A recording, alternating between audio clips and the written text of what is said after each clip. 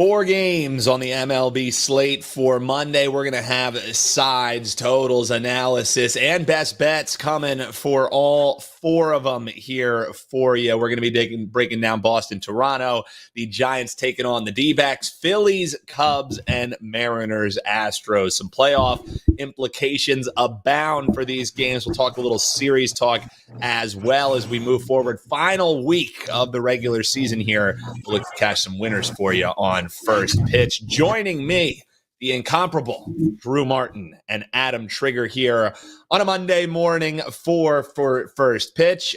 Guys, we have almost as many NFL games on a Monday as we have MLB games here, as the scheduler's doing a terrific job. The doubleheader coming tonight. We got four on the slate here today, but with kind of what happened over the weekend, some of these games become a little bit more intriguing than they may be here in the final week of the season. One of which here, Drew, we'll start with is this Boston and Toronto series, because yes, it's probably all that they wrote for the Boston Red Sox, but they do come into tonight 4 games back behind Kansas City for that final AL wildcard spot. There's 6 games left, so if you're a mathematician, there is a chance, and it sets up nice for them because they're going to be facing a Toronto team. Sure, they're returning home. They just got swept by the Rays. 1-5 total was their road trip. So, Drew, are we saying there's a chance for Boston? Because if it doesn't start here tonight, and maybe if they get a series sweep here, then they feel a little bit better. But it all has to start here tonight. How are you looking to bet this game? Well, Dan, 1 in 100. How about more like 1 in a million? But you're saying there's a chance here with the Boston Red Sox. No, I'm just kind of joking with a little Dumb and Dumber there. 4 games out, 6 to play. You teed it up pretty well there, Dan. They have won 2 straight, scoring 17 runs the last 2 games. They got Hawk on the hill. He has good numbers against the Blue Jays. And the Jays, schedule spot-wise, this is their first game home off of a, 6-game road trip. And you talked about it. They got swept down in Tampa. They've lost 5 of 6. I actually think the Red Sox are playing better baseball, and they are still alive. 4 out with 6 to play. They're likely not going to make it, but you never know. We've seen crazier things happen. And overall, I think Boston's the side here. I mean, last night, don't have the updated lines right now, but you could get them as high as plus 108. I think it's a little wrong team favored north of the border. One to start us off here with, you also teed up, almost as many football NFL games as MLB games. How the NFL doesn't have back-to-back Monday night football games and instead they load it up at 1 o'clock Eastern, I just don't get. But either way, hey, we got some good baseball coming up, and I think the Red Sox are the side here, Dan. Yeah, the dual screens will be in full effect. May even have to go triple screen because I'm going to have some eye on some baseball this evening. We got 6:40 starts, 7:07, 8:10, 9:40. Look, somebody knows how to stagger it a little bit better. Take some notes there, NFL. But yeah, so we're looking towards the Boston Red Sox. Nice plus money prices. They're going to be on the road. That's probably going to be evaporating sooner rather than later because I'm not sure who exactly wants to be back in Toronto when you have everything else going tonight. Trig, I'm intrigued for your breakdown because maybe 3 will be the magic number for the Phils because it's been 1 for 2 days. So it's going to be take 3 for the Phillies clinching their first NL East title in 13 years. They tried Saturday, 6-3 loss. They sent Wheeler to the mound yesterday. He throws a peach and they lose 2-1. So now they're sending Nola. Now it's the Cubbies. Price says that the Phils are going to be able to get it done. Are they going to be partying here tonight as they're taking on the Cubs in South Philadelphia, or Cubs going to make them wait another day? How are you betting this one, Trig? Now, I think they'll get it here. And Dan, this is down to this is minus 170, minus 175, probably, between that 170 and 180 range, which I think is about 40 to 50 cents off. Like if you take into consideration the spot where the Cubs are at after last week, the Phillies at home, Dan, 52-26 at Citizens Bank Park this season, just an incredible year at home. I got to be honest, I didn't have that off the top of my head, that they have not won the NL East since 2011.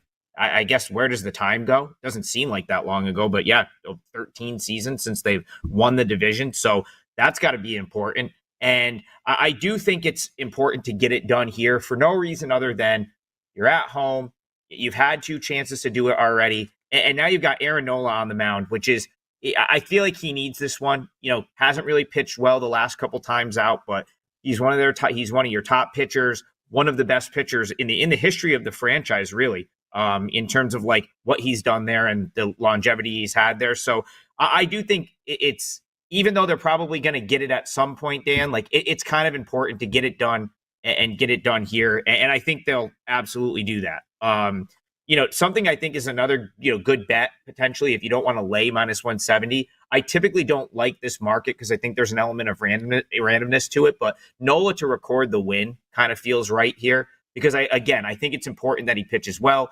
And I think the Phillies will want to get him this win, clinch it. Like it just feels right for no other reason. That kind of feels right. I typically don't like that market, but in this case, I would give it a look. But on a limited board, I think you have to. Yeah, this is the best value I see right here. Minus 175 is low. Like I said, if you take into consideration where the Cubs are at right now, Dan, they played their way all the way back into the postseason race. Okay, they had it on a platter for them.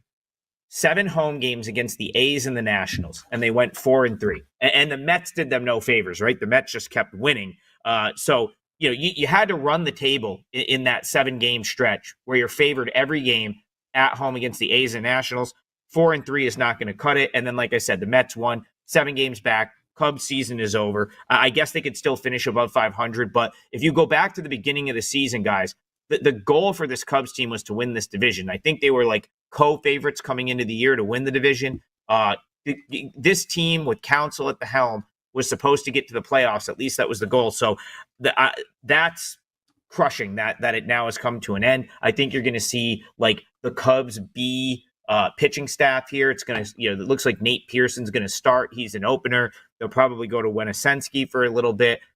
No one that I think the Phillies offense is going to have any trouble with here. So, and then if you're the Phillies, you're coming off back-to-back losses. They definitely have the top bullpen arms. I think this is the day they'll use them, and then they'll just like spread it out the rest of the week. So when you consider the spot the Cubs are in, which is season is now over, and the spot the Phillies are in can clinch their first division title since 2011 with Nola on the mound, who kind of needs something good to happen.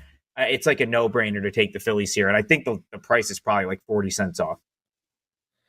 I'll tell you what, 13 years, if it does finally get done, the fade will be real on the Phillies, because if there's one thing that they know how to do, it is how to party in that clubhouse. So I'm sure that they want to get it done sooner rather than later so they can pop some bottles, get that out of their system before, priming for the postseason potential push for the Philadelphia Phillies there. Trig says it's happening tonight. Don't be scared off by the price. Lay it with the Phils, as our man Adam Trigger. WT.buzz/AT is where you can find him. We'll find out what he has rocking. Believe he's got a 5%er for the folks going tonight. Drew, over at your page, what do you have posted? We got some great deals going. WT.buzz/deals is where you can find those, or at your cappers pages. In the case of Drew, WT.buzz/DM.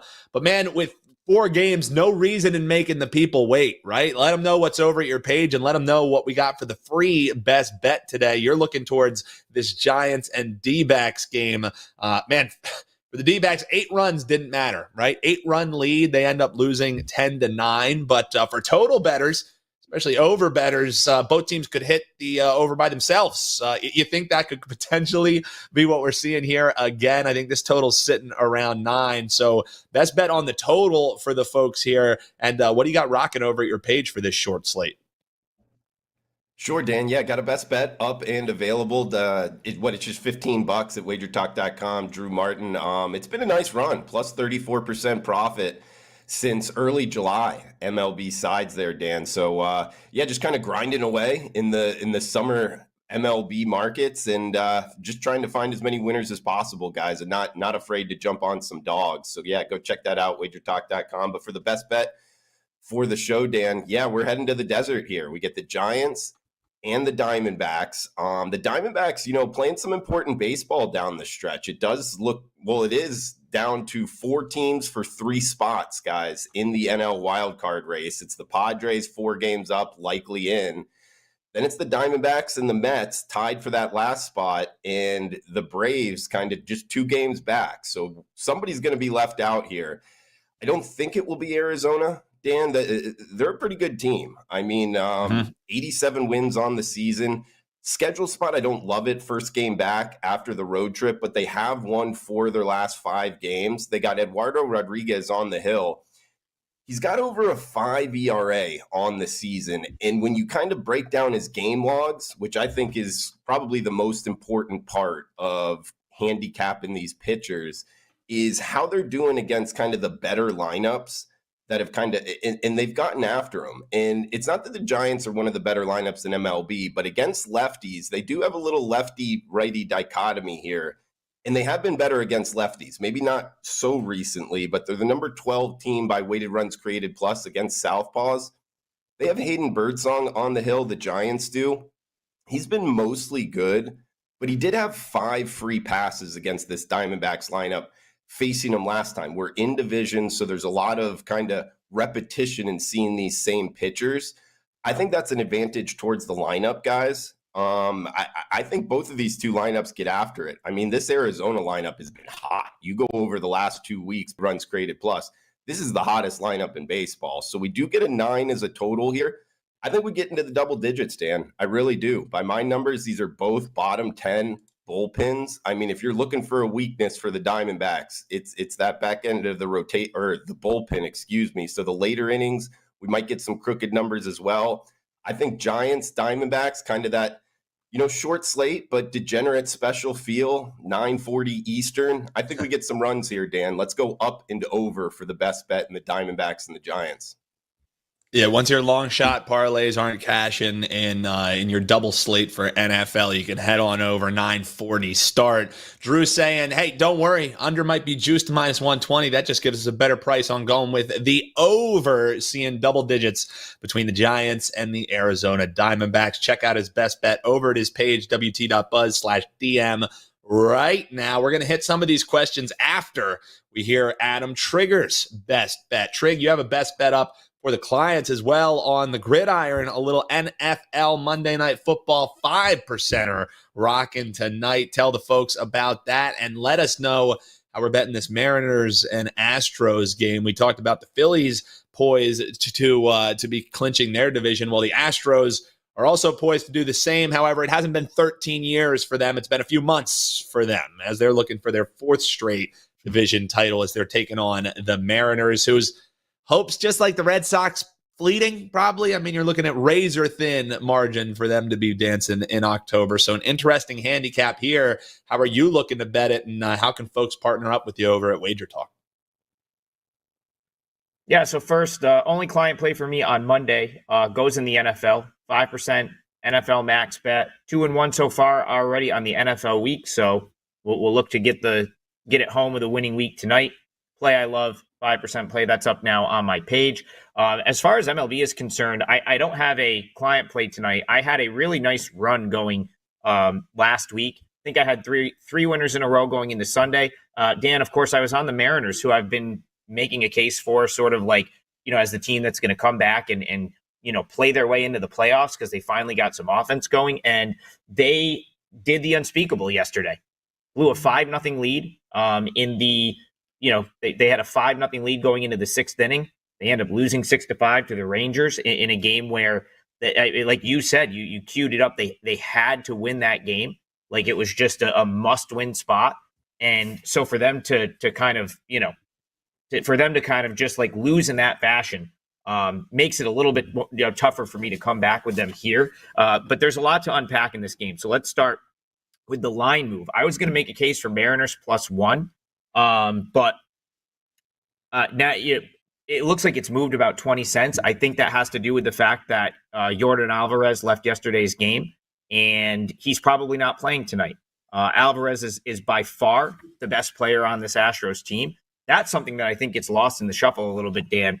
He's not one of their best players. Alvarez is by far their best player, and has been for a couple months now. I can just about guarantee he's not going to play here. It's a knee bruise. He's probably fine long term, but they're 100% going to give him the day off. So that's probably the reason that, since I texted you that this was going to be the game that I wanted to break down, that this line has moved 20 cents. So I do think the opportunity to maybe take +1 is gone. But based on that being the case, I still think the Mariners do have some value at plus money here. I think you can probably still get +120, +125. And again, you got to trust that they can pick themselves off, dust themselves off from just a brutal loss yesterday. But they're still only 2 games back. So they still have everything to play for, a whole week of games to make up 2 games. It's definitely doable, but you got to win here. And Bryce Miller's definitely a guy that can do it. He's someone that he's been the one guy that I've liked the most in what's a very good starting rotation. So the Mariners, like, my whole reason for liking this team is the pitching is so elite that I thought if they could figure out a way to just kind of like muster up some offense, that they had a really good shot to make a run and potentially get in the playoffs. They've kind of done that. 21 runs last 3 games in the Rangers series. They really should have won yesterday. So again, just like a tough loss for them. But if they're going to score even like 4 or 5 runs a game, they're going to have chances to win all of these games. Bryce Miller's a stud. He gives them an opportunity to do that. 3.18 ERA, Dan, in 5 career starts against the Astros. He should pitch just fine again here. Now, on the other side, you've got Hunter Brown, who's been awesome. Like, last 3 months, he's been as good as any starting pitcher in baseball. His numbers against the Mariners are fantastic. 1.65 ERA in 3 starts against the Mariners this season. So he's been lights out as well. This series, so the Mariners are 6-4 against the Astros this year.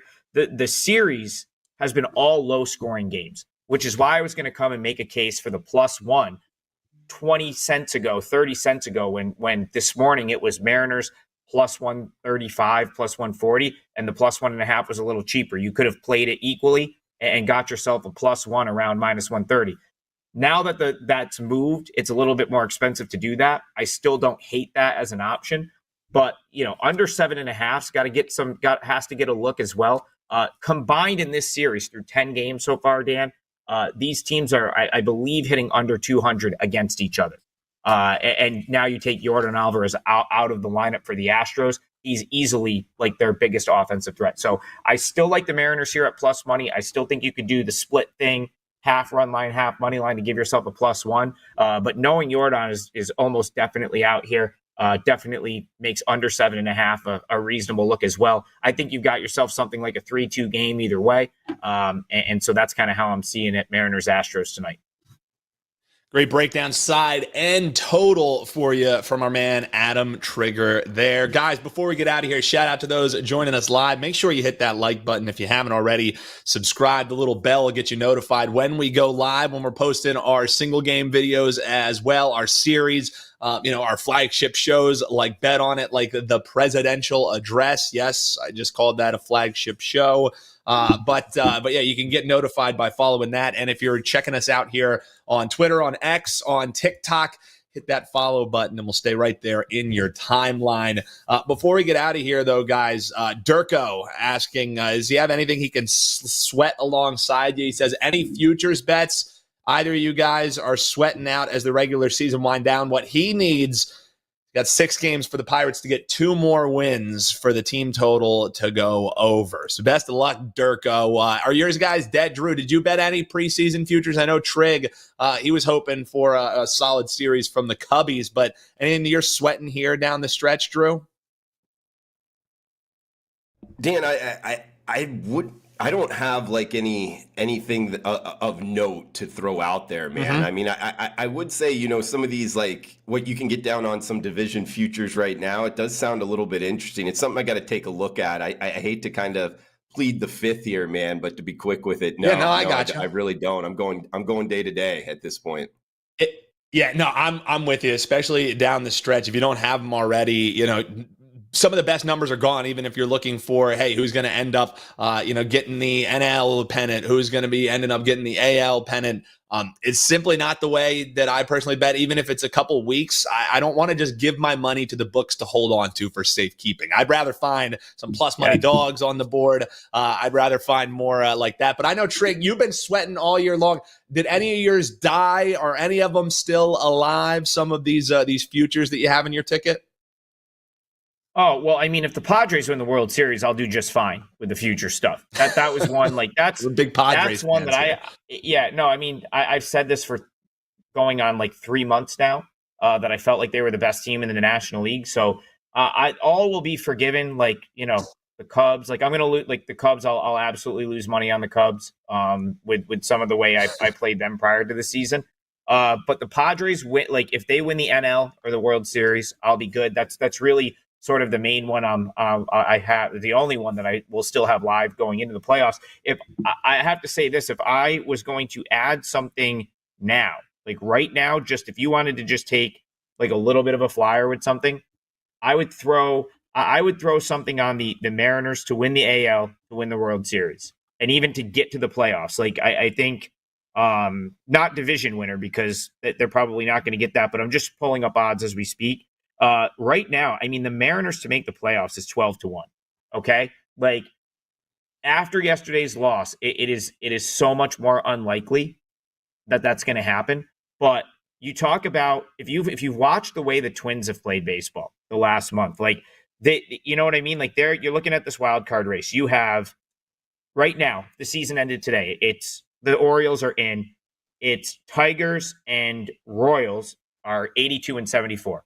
Okay, the Royals have really not played great baseball. They've kind of they've kind of, I believe they're 2-8. I think they've lost 7 in a row, right? They were in there and now they're not. I mean, they've got a 7-game losing streak. The Twins have lost back-to-back games, and the Twins find ways to lose games. They just invent new ways to lose games. Baldelli's just doing whatever the hell he pleases with the pitching, the relief.